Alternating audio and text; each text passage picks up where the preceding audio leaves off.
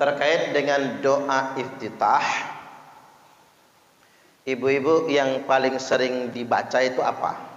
Allahu Akbar kabira, ya. Itu paling sering dibaca. Jadi ini menarik, memulai iftitah dengan Allahu Akbar kabira. Ini berangkat dari riwayat yang diriwayatkan dari Abdullah bin Umar radhiyallahu anhuma. Dia berkata, bainama nahnu nusalli ma'a Rasulillah sallallahu alaihi wasallam idh qala rajulun minal qaum Allahu akbar kabira walhamdulillahi katsira wa subhanallahi bukratan wa asila. Jadi kata Abdullah bin Umar, kami sholat bersama Rasulullah sallallahu alaihi wasallam bersama sahabat sedang mengerjakan sholat berjamaah. Di antara mereka ketika itu qala rajulun minal qaum, ada seorang laki-laki dari suatu kaum, tentunya sahabat Nabi juga. Hanya saja kebetulan di riwayat ini tidak disebutkan namanya. Laki-laki itu mengucapkan Allahu akbar kabira walhamdulillahi katsira wa subhanallahi bukratan wa asila, membaca itu.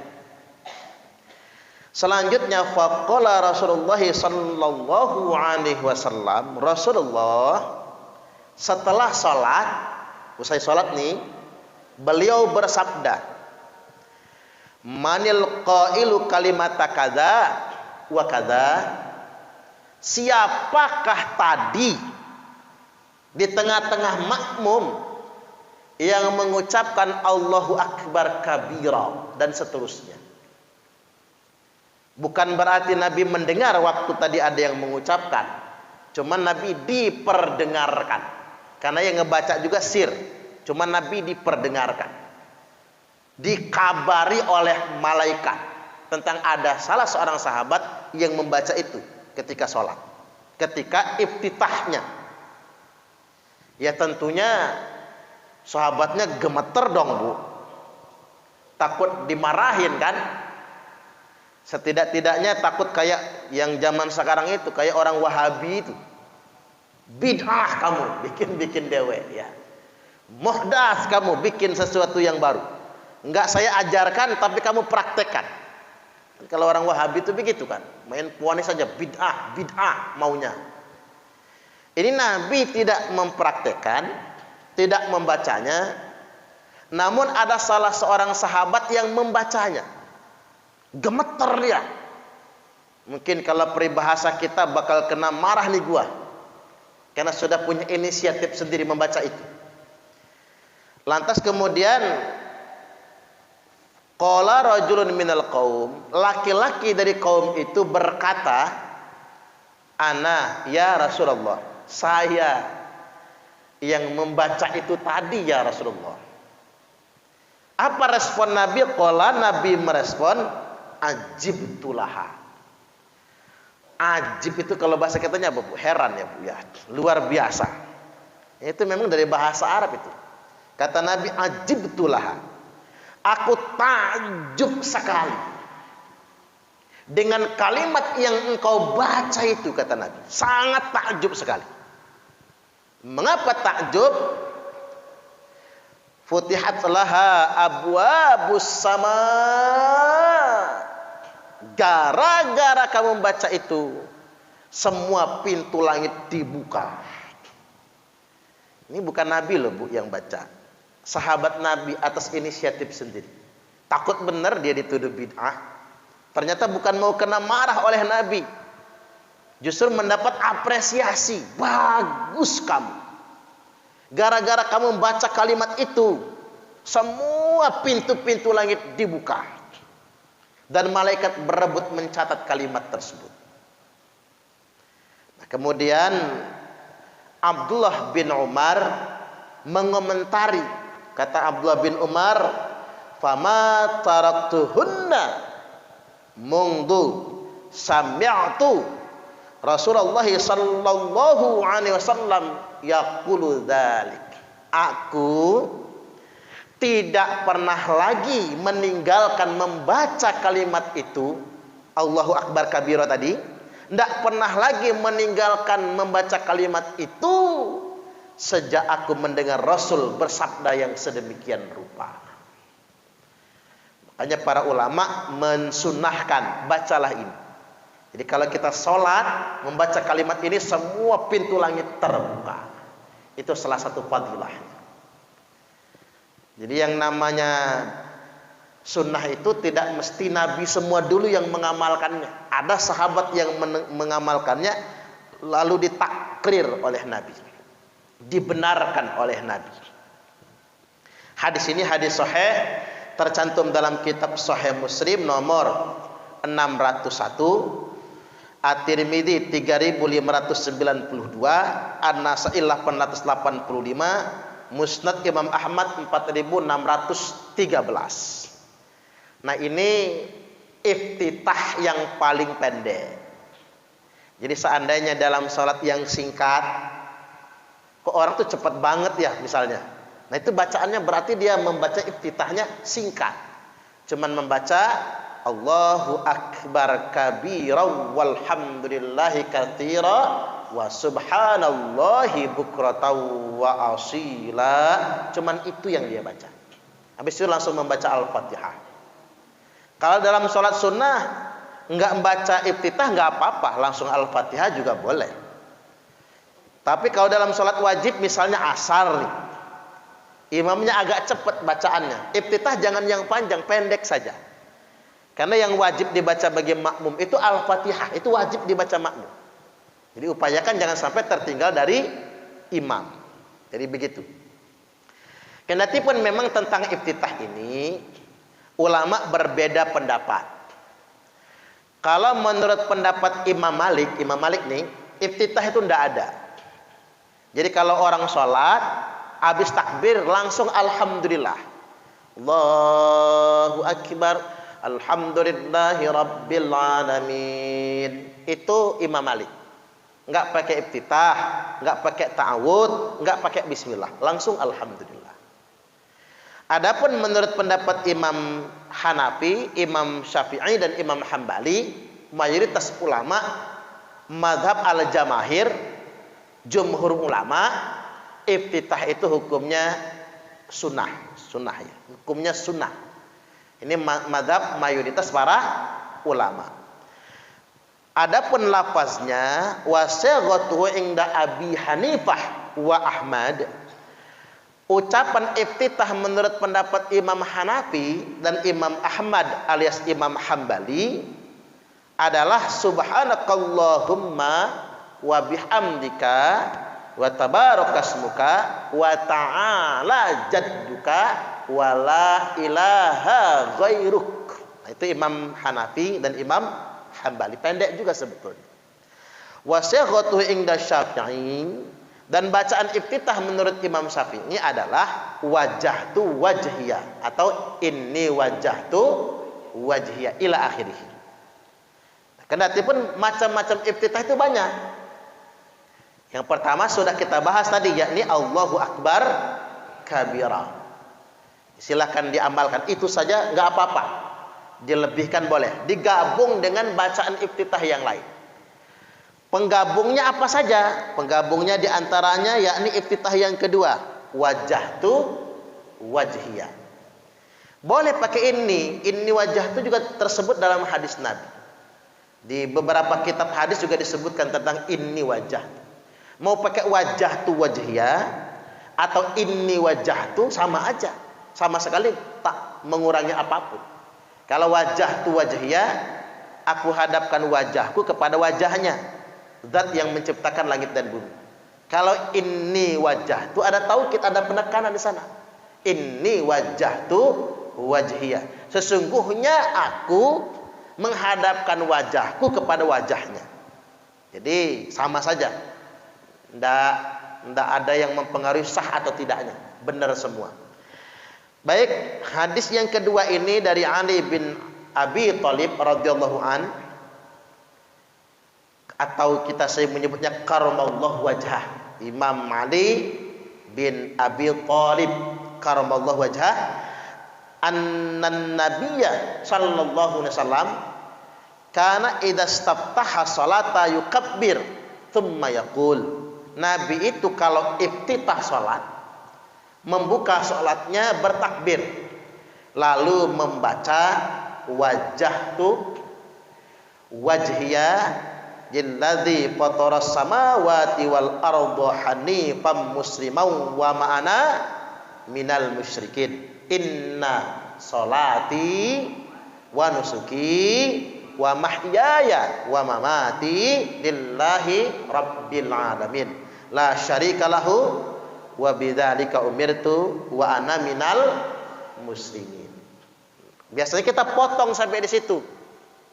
Kalau berdasarkan riwayatnya, ada riwayat yang cuma sampai wa ana minal muslimin, ada yang lebih panjang lagi. Biar enggak kepanjangan, maka kita potong sampai di situ. Yang lebih panjang itu begini: Allahumma antal maliku la ilaha illa anta, anta rabbi wa ana abduka, zalamtu nafsi wa a'taraftu bidzambi, faghfirli li ahsanil akhlaq, la yahdi li ahsaniha illa anta, wasrif anni sayyi'aha, la yasrifu anni sayyi'aha illa anta, labbaika wa sa'daika wal khairu kulluhu fi yadaika wa syarru laisa ilaika anabika wa ilaika tabarakta wa ta'alaita astaghfiruka wa atubu ilaik. Hafal enggak, Bu? Saya aja enggak hafal. Saya aja enggak hafal. Makanya saya baca. Kita hafalnya sampai wa ana minal muslimin. Ini sampai situ jadilah Sahih Muslim nomor 77 ya. Dan dalam kitab-kitab hadis yang lainnya. Kalau yang pakai ini juga dapat penegasan dari surah Al-An'am ayat 79.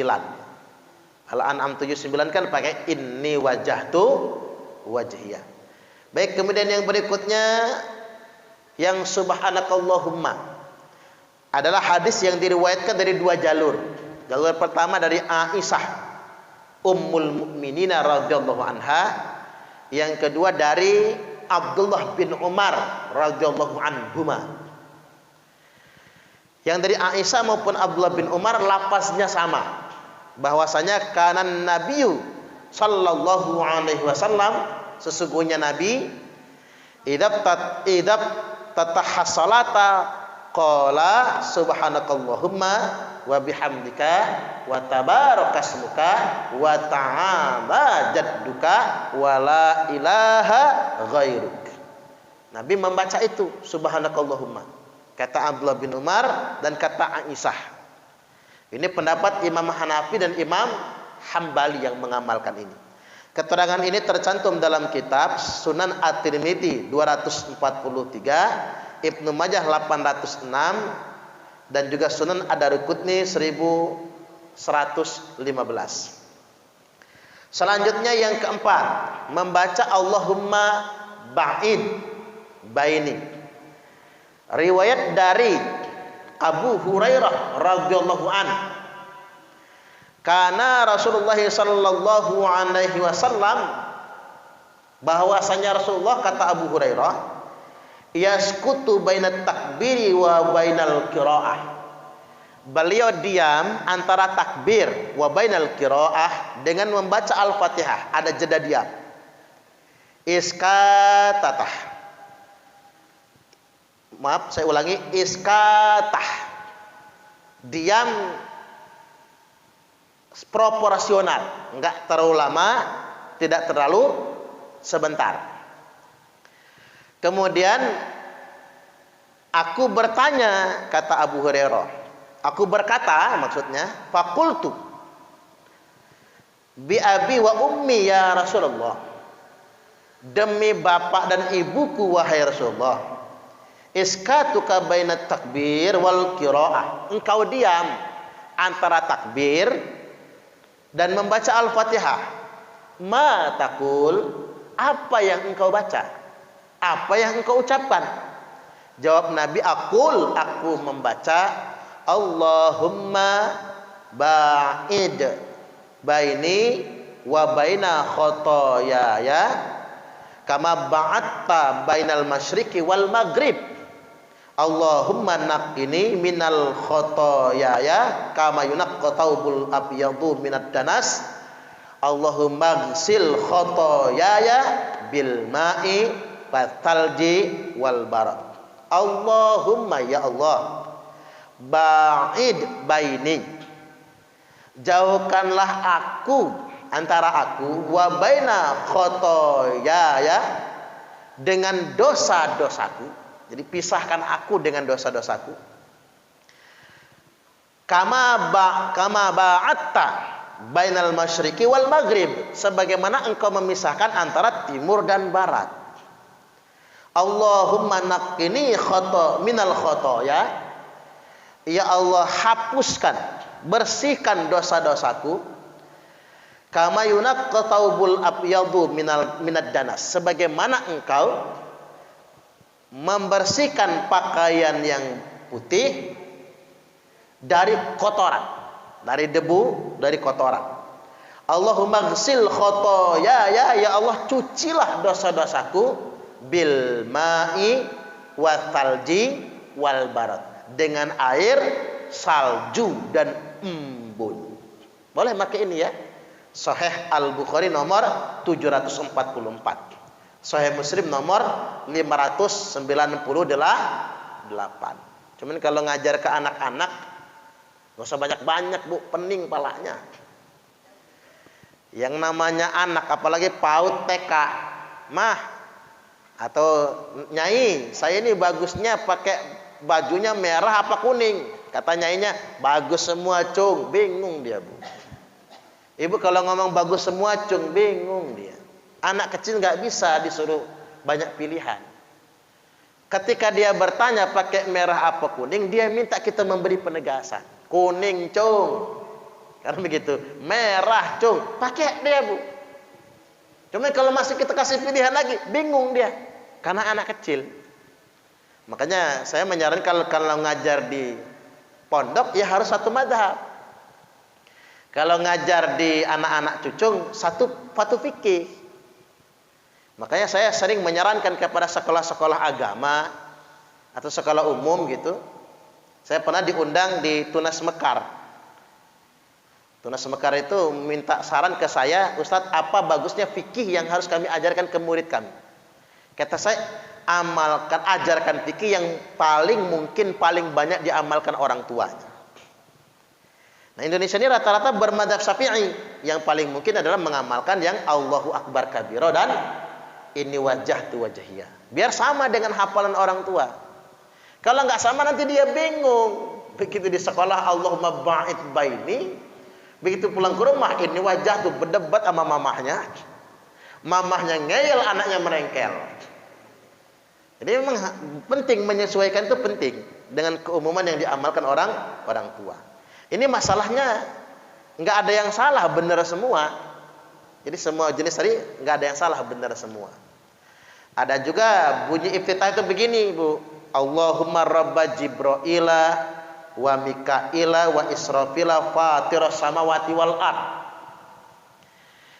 alimal ghaibi wasyahadah anta tahkuma baina ibadika fi ma kanu fihi yakhtalifun ihdini limakhtulifa fihi minal haqqi biidnika innaka tahdi man tasha ila siratim mustaqim. Cukup didengar aja, enggak usah diapalin ya. Itu Sahih Muslim 770.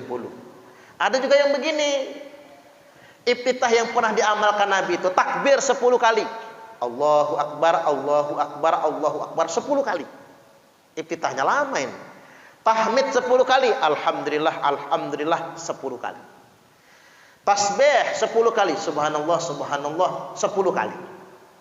Tahlil la ilaha illallah 10 kali. Itu Nabi iftitah mengamalkannya. Kita mah nggak pernah mengamalkannya. Nabi kalau menyentuh boleh, cuman kita tidak biasa. Istighfar lalu 10 kali. Astagfirullahaladzim 10 kali. Nabi mengamalkan, dan itu jenis iftitah. Setelah istighfar 10 kali, Nabi lalu menutup dengan kalimat Allahumma gfirli wahdini warzuqni wa'afini. Mirip-mirip di antara dua sujud ya. Hadis ini hadis sahih, tercantum dalam kitab Sunan Abi Daud 766. Itu iftitah yang ke-6 ya. Yang ke-7 iftitah itu Allahumma lakal hamdu anta nurus samawati wal ard walakal hamdu anta qayyamus samawati wal ard walakal hamdu anta rabbus samawati wal ard wa man fihinna, dan seterusnya. Jadi kalau ada yang mengamalkan iftitah semacam ini juga boleh. Baik, itu 7 macam iftitah yang biasa kita amalkan. Yang tadi kabiro dan wajah, amalkan. Yang pakai Allahumma ba'id baini juga silahkan diamalkan. Biasanya kalau ngajar ke anak jangan terlalu banyak macam ngajarnya, ajarkan yang umum saja. Itulah mengapa kalau di Malaysia harus bermadhab Syafi'i ngajar itu, biar gak bingungin. Satu madhab mereka, dari mulai sekolah sampai majelis taklim. Kalau di Brunei Darussalam harus madhab Syafi'i juga. Brunei harus madhab Syafi'i. Dari mulai sekolah, madrasah ya Bu, pesantren, maksudnya TPA lah kalau kita itu, sampai ke taklim-taklim begini, pengajian ibu-ibu, majelis taklim harus bermadhab Syafi'i. Kalau di Arab Saudi harus bermadhab Hambali. Itulah mengapa di Arab Saudi tidak pakai doa kunut, karena madhab resmi negaranya madhab Hambali. Madhab resmi yang diajarkan di sekolah-sekolah juga bermadhab Hambali. Jadi sekolah nggak dapat izin pemerintah kalau tidak mengajarkan madhab Hambali. Kalau di Indonesia bebas, Indonesia bebas, madhab apa saja boleh. Makanya enak kan Indonesia kan, enak, bebas. Cuman jangan saling menyalahkan. Yang paling melunjak itu Bu, yang minoritas tapi menyalahkan yang mayoritas. Indonesia ini masyarakat muslimnya mayoritas membaca doa kunut. Tiba-tiba ada yang minoritas nggak kunutan mengatakan doa kunut bid'ah. Itu kan melunjak namanya. Sedikit tapi nyelele. Itu bengal namanya itu Bu ya. Ya kalau yang mayoritas menyalahkan yang minoritas umum, tapi nggak bagus juga, itu tirani namanya kan. Ini mah enggak, yang dikit nyalahin yang banyak, itu namanya ngelunjak. Di Indonesia ini banyak yang tahlilan, yang nggak tahlilan membid'ahkan yang tahlilan, itu ngelunjak namanya. Karena yang nggak tahlilan itu cuma sedikit, itu yang nggak boleh sebetulnya. Yang disebut dengan di mana bumi dipijak, di situ langit dijunjung. Lain lubuk, lain ikannya, lain ladang, lain belalang. Kalau ditanya Ustadz, orang subuh boleh nggak kunut? Boleh. Boleh nggak kunut? Ya boleh juga. Yang subuhnya kunut bagus. Yang subuhnya nggak kunut bagus. Ya nggak bagus. Ya nggak sholat subuh. Cuman jadi masalah kalau kita nyalahin orang. Yang biasa kunutan nggak boleh menyalahkan yang nggak kunut. Karena yang nggak kunut juga punya dalilnya, punya fatwanya. Nah yang nggak kunut jangan menyalahkan mayoritas masyarakat Indonesia yang kunutan, itu ngelunjak namanya. Udah dikit nyalahin yang banyak, ngelunjak itu namanya. Nah ini penting pemahaman buat kita semua. Baik, kemudian yang berikutnya ada kesunahan. Setelah membaca iftitah, membaca ta'awud al-isti'adah. A'udzubillahi minasyaitonir rajim. Nah, kalau di mazhab Hanafi dan mazhab Hambali, ta'awud itu di rakaat pertama saja. Ta'awud itu sebelum Al-Fatihah. Tapi kalau di mazhab Syafi'i, ta'awud itu di semua rakaat sebelum membaca Al-Fatihah. Jadi disunahkan membaca ta'awud. Selanjutnya sampai di sini dulu, kita buka tanya jawab. Saya persilakan. Pertanyaannya basic.